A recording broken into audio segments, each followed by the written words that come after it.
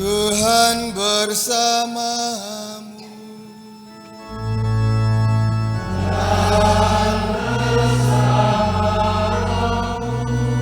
Inilah Injil suci menurut Matius.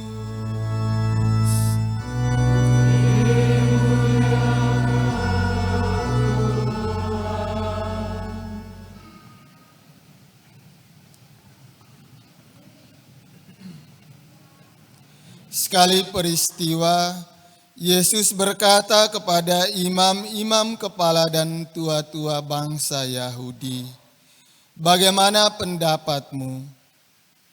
Ada seorang mempunyai 2 anak laki-laki. Ia pergi kepada anak yang sulung dan berkata, 'Anakku, pergi dan bekerjalah dalam kebun anggur hari ini.' Jawab anak itu, 'Baik, Bapa,' tetapi ia tidak pergi. Lalu orang itu pergi kepada anak yang kedua dan berkata demikian juga. Anak itu menjawab, 'Aku tidak mau.' Tetapi kemudian ia menyesal dan pergi. Siapakah di antara kedua orang itu yang melakukan kehendak ayahnya?" Jawab mereka, "Yang terakhir."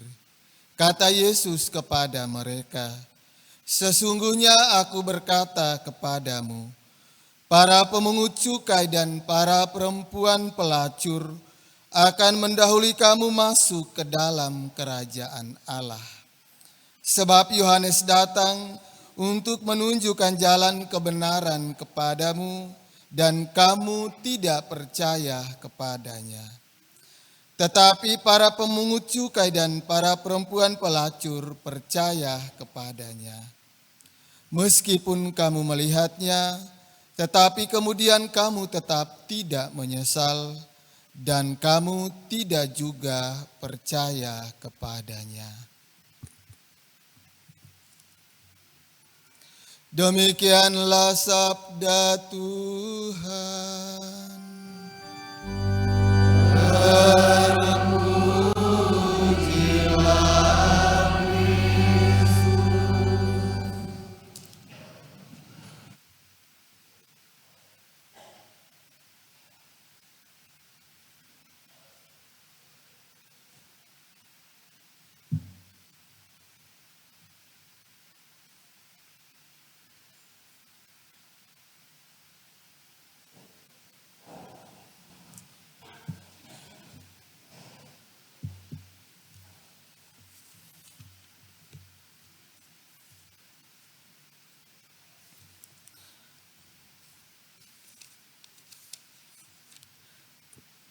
Para suster, opa oma, bapak ibu, saudara-saudari, anak-anak umat beriman yang dikasihi oleh Tuhan kita Yesus Kristus yang merayakan perjamuan Ekaristi Kudus di gereja maupun semua yang merayakannya secara live streaming, juga mereka yang ada di aula.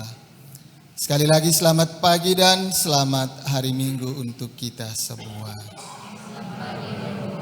Semua sehat? Puji Tuhan. Pertanyaan pemanasan. Kan AC-nya dingin, perlu pemanasan. Di depan pintu masuk, di pintu kanan saya, di kiri, di depan aula itu, kalau Bapak Ibu datang ke gereja hari Minggu barusan atau harian, ada apa di depan pintu masuk itu? Yang di aula, ada apa di depan aula itu? Anggota KOR ada apa? Yang berulang tahun berancang-ancang mau jawab. Ada apa di sana? Ya, air suci, air suci. Yang di tengah ada apa di depan? Melihat saya. Yang di pintu masuk itu ada apa di depan gereja, di depan pintu masuk? Kok semua tidak bersuara? Nanti Tuhan kasih suaranya hilang kalau tidak jawab. Ada apa Bapak Ibu? Air suci. Kalau kita datang ke gereja, kita ambil air suci lalu kita buat apa? itu artinya apa? Iya. Ketika kita datang dari rumah itu masih sibuk ya. Kita datang sampai di depan gereja atau di samping kiri kanan atau di depan aula. Kita mengambil air berkat, air suci, kita menandai diri kita dengan tanda kemenangan Kristus. Di saat itu kita menanggalkan segala atribut duniawi kita. Pikiran kita yang duniawi, piring belum cuci, nasi belum masak, mobil sudah tunggu di pertigaan di sana, itu kita tinggalkan. Paulus bilang kita mengosongkan hati dan hidup kita supaya kita bisa mengambil bagian dalam misteri salib suci Yesus. Ketika kita merayakan Ekaristi, kita menghadirkan salib Yesus yang menyelamatkan kita lewat pengorbanannya yang luar biasa. Kita tinggalkan itu semua di luar sana, kita masuk ke rumah Tuhan dengan hati yang kosong, kita siap untuk diisi oleh firman Tuhan, dan lambung hati kita siapkan untuk mengisi tubuh dan darah Tuhan kita Yesus Kristus. Maka kalau kita datang setelah ambil air berkat, kita buat tanda salib, sampai di dalam gereja masih main HP, masih ngobrol atau masih gosip. Masih gosip dengan tetangga kiri kanan. Tidak layak merayakan Ekaristi. Paulus bilang, tanggalkan, kosongkan hati dan hidupmu seperti Kristus mau menyelamatkan kita. Yesus mengosongkan dirinya dan biarkan rahmat Allah berkarya di dalam hati dan hidupnya. Maka Yesus mampu, sanggup, sebagai manusia Yesus sanggup menjalani salib itu dan akhirnya kita diselamatkan. Tetapi Yesus dalam Injil tadi melukiskan atau menggambarkan kepada kita sikap manusiawi kita itu sering berubah-ubah. Yang sulung katakan ya tetapi tidak.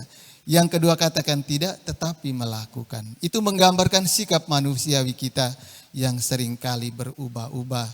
Datang ke gereja mau misa, sampai di gereja dapat teman yang cocok, mulai cerita. Atau dapat teman yang cocok, lebih baik di luar saja, tidak perlu masuk ke dalam gereja. Atau pura-pura terlambat, biar dapat tempat di luar. Dan seringkali sikap manusiawi kita itu berubah-ubah. Maka Yeskel dalam bacaan pertama tadi mengajak kita untuk bertobat. Bertobat. Kalau tidak bertobat, kita tidak akan diselamatkan. Maka lewat ketiga bacaan suci hari ini, boleh saya simpulkan Yesus mengatakan kepada kita, sebagai pengikut Kristus, kita harus bersikap seperti Kristus, berkata-kata seperti Kristus, bertindak seperti Kristus, dan berpikir seperti Kristus. Itu ciri khas orang Katolik. Ciri khas orang Katolik bersikap seperti Kristus di sepanjang hidup kita. Jangan hanya mulut kita mengatakan kita orang Katolik, tetapi perkataan dan perbuatan kita menunjukkan kita orang ateis. Mari kita berjuang, semoga lewat ketiga bacaan suci hari ini menjadikan masing-masing kita pribadi yang bersikap seperti Kristus. Dengan demikian Yesus tetap hadir lewat pikiran, perkataan, dan tindakan kita masing-masing. Semoga.